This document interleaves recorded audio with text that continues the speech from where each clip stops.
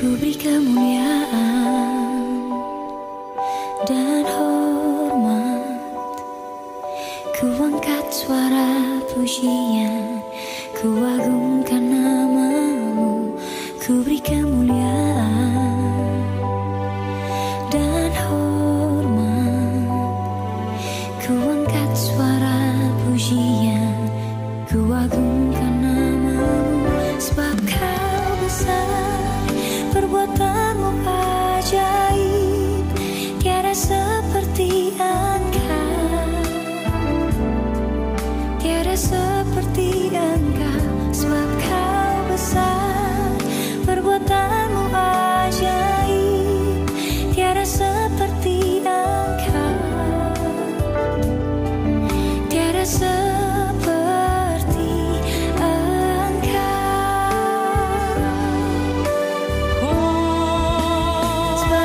seperti Engkau,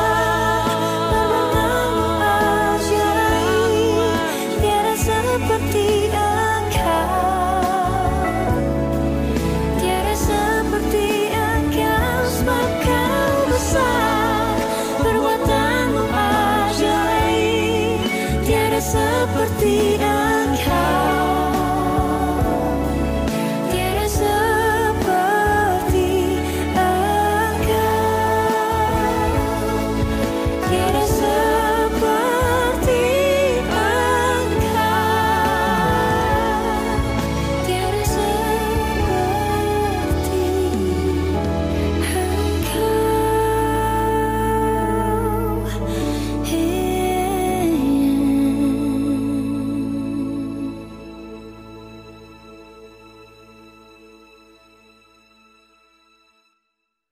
Shalom, selamat pagi saudara yang terkasih dalam Tuhan.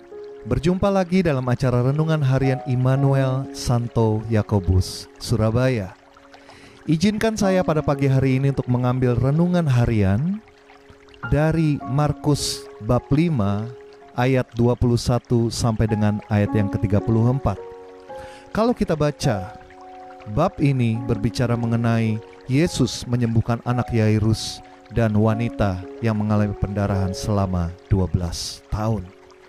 Kita tidak akan membaca secara keseluruhan dari bab ini, tapi saya akan coba ambil poin yang pertama. Kita akan ambil dari Markus bab 5 ayat yang ke-27. Dikatakan, dia sudah mendengar berita-berita tentang Yesus. Maka di tengah-tengah orang banyak itu, ia mendekati Yesus dari belakang dan menjamah jubahnya. Saudara, kita tahu akhir cerita dari bacaan ini, yaitu wanita pendarahan itu menjamah jubah Yesus dan dia mengalami kesembuhan. Tapi yang saya ingin garis bawahi, poin yang pertama adalah dari ayat yang ke-27 ini, wanita pendarahan itu sudah mendengar berita-berita tentang Yesus. Kita tahu bahwa wanita pendarahan ini sudah melakukan banyak cara. Dia pergi kemana-mana berusaha mencari kesembuhan bagi dirinya. Dan tentu saja dengan kondisi seperti itu mungkin dia sudah kehilangan pengharapan. Tapi dikatakan ayat ini mencatat dia sudah mendengar berita-berita tentang Yesus. Dengan kata lain, ada orang yang menyaksikan, yang menceritakan tentang perbuatan dan mujizat yang Tuhan Yesus sudah lakukan. Yang kita bisa renungkan pada pagi hari ini, mungkin di luar sana, terutama saat ini, banyak dalam tanda petik wanita-wanita pendarahan yang membutuhkan kesembuhan, yang membutuhkan perjumpaan dengan Yesus secara pribadi. Mungkin banyak di luar sana bukan secara fisik mereka sakit, tapi mungkin rohani mereka yang sedang mengalami kesakitan. Dan mereka perlu mengalami perjumpaan secara pribadi dengan Yesus. Yang perlu kita tanyakan kepada diri kita adalah, sudahkah kita menjadi orang-orang yang berani untuk menyaksikan perbuatan dan kasih Tuhan dalam hidup kita? Karena saya sangat yakin dan percaya bahwa setiap kita yang menyaksikan acara ini, sampai hari ini kita sudah mengalami, kita sudah menyaksikan perbuatan dan kasih Tuhan dalam hidup kita. Itu adalah poin yang pertama, jadilah saksi, menyaksikan kebaikan dan perbuatan Tuhan. Kemudian poin yang kedua, Kita ambil dari Markus 5 ayat 28. Dikatakan, sebab katanya, kata wanita pendarahan itu, asal ku jamah saja jubahnya, aku akan sembuh. Saudara, saya tadi mengatakan bahwa wanita ini mungkin sudah melakukan banyak hal. Mungkin dia saat ini sudah mengalami yang namanya kehilangan pengharapan. Dan itu juga mungkin yang saudara alami saat ini. Saudara sudah melakukan banyak hal supaya persoalan pergumulan dalam hidup saudara itu bisa segera berlalu.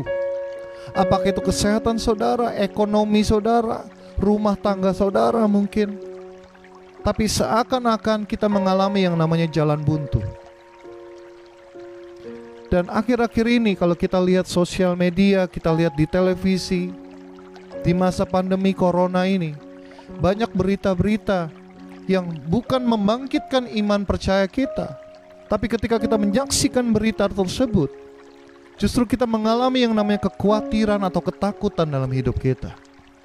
Kita tidak percaya lagi akan kuasa dari Tuhan. Atau mungkin orang-orang yang ada di dekat kita, mereka mengatakan hal-hal yang justru melemahkan iman kita, membuat kita tidak berani lagi untuk berharap kepada Tuhan. Tapi ada yang kita bisa lakukan, kita bisa contoh dari wanita ini. Dia mengatakan kepada dirinya sendiri, asal ku jamah saja jubahnya, aku akan sembuh. Beranikah saudara saat ini mengatakan, asal ku jamah saja, asal aku mengalami perjumpaan secara pribadi dengan Yesus, maka aku akan sembuh. Maka keluargaku akan dipulihkan, maka pekerjaanku akan dipulihkan, atau apapun yang saudara saat ini sedang gumulkan. Saya sangat yakin dan percaya bahwa Tuhan Yesus sangat baik. Dia tidak akan membiarkan kita anak-anaknya jatuh sampai tergeletak. Dan untuk menutup bacaan renungan kita pada pagi hari ini, saya akan bacakan dari Yudas bab 1 ayat 20. Akan tetapi kamu, saudara-saudaraku yang kekasih, bangunlah dirimu sendiri di atas dasar imanmu yang paling suci, dan berdoalah di dalam Roh Kudus. Sebentar lagi kita akan merayakan Pentakosta. Tuhan Yesus sudah memberikan Roh Kudus bagi setiap kita, Roh yang memberikan kita penghiburan, Roh yang memberikan kita kekuatan. Kita tidak perlu lagi takut, karena Tuhan Yesus, Roh Kudus, selalu menyertai kita sampai selama-lamanya. Saya David Adinata dari komunitas LOJF Jakarta. Terus saksikan acara renungan harian Immanuel dari Santo Yakobus Surabaya ini, dan jadilah orang-orang yang dimenangkan di dalam Tuhan. Tuhan Yesus memberkati kita semua. Amin.